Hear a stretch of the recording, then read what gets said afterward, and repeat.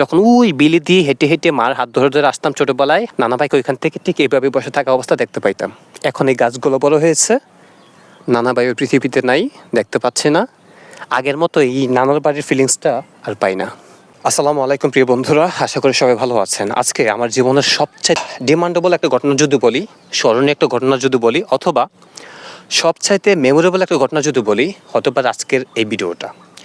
এবং আমার এই আজকের ভিডিওটার সাথে শুধু আমি না, আপনারা যারা প্রত্যেকে এই ভিডিওটা দেখবেন, প্রত্যেকের সাথে এই ঘটনাটা মিলে যাবে।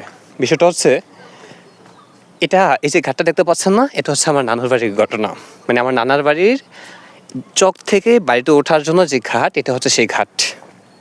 ছোটোবেলায় মার হাত ধরে, বাবার হাত ধরে, নানার হাত ধরে, মামার হাত ধরে, খালামনের হাত ধরে এই আস্থাভর একটা চক পাড়ি দিয়ে দিয়ে এই নানার বাড়িতে আসতাম।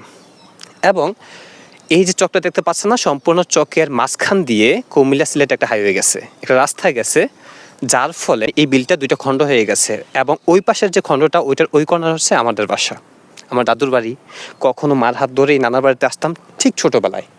এখন থেকে 2010 সালের আগের ঘটনা এটা, 2010 সালের আগের ঘটনা। এই বেলে কখন সরিষা ক্ষেত চাষ হতো, ধান ক্ষেত চাষ হতো, এরি লাগানো হয় যখন হচ্ছে সেলুর মেশিনের পানি দিয়ে ধান চাষ করা হয়, এটাকে বলা হয় এরি।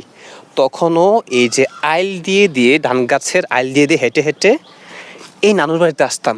কিন্তু এই যে ঘাট বাড়িতে যাওয়ার, এই ঘাটটা একটা সময় এই পাশে ছিল, তারপরে এই যে এই পাশে একটা পুকুর, এই পাশে একটা পুকুর, এই দুইটা জমি ছিল। এখন এই জমির মাটি কাইটে আইনা এই পাশে জমি ভরাট করা হয়েছে। ওই পাশে একটা পুকুর ছিল, ওইটাকে ভরাট করে এখন ওইটাকে বাড়িতে রূপান্তর করা হয়েছে।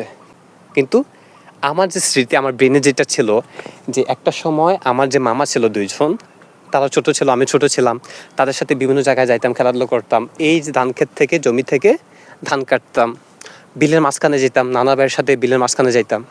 নানা ভাই গরু চড়াইতো, এখানে ঠিক এইভাবে বসে থাকতো নানা ভাই।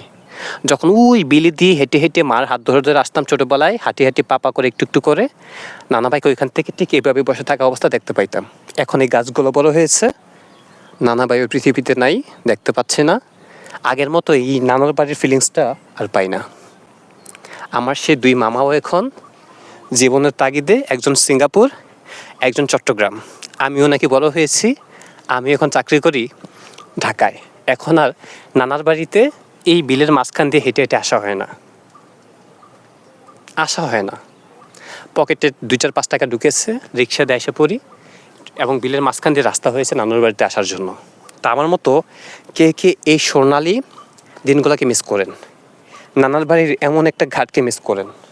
দেখেন, এখন আমি আসছি এখানে একটা চেয়ার নিয়ে, প্রায় 2 ঘন্টা আমি বসে আছি এখানে। এখান থেকে ঠিক যেভাবে দেখা যায় বিলটাকে, আমি ঠিক এভাবেই দেখছি।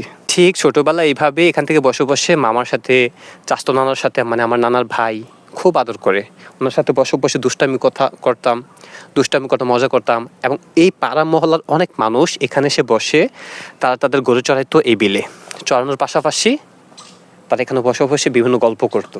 আমার নানা ভাই ছিল, আজকে আমার নানা ভাই নাই। যদি মুখে হাসি, ভিতরে আসলে বুক ভাঙ্গা একটা কথা আছে না, বিষয়টা হচ্ছে এরকম। তো আমার মতো কারা কারা এমন সোনালি দিনগুলোকে মিস করেন? আজকে আমরা বড় হয়েছি, হ্যাঁ, বিষয়টা খুব কষ্ট লাগে না? খুব মিস করেন না নানা বাড়ির এই বিষয়গুলোকে? কমেন্ট করে একটু জানাবেন। আসসালামু আলাইকুম।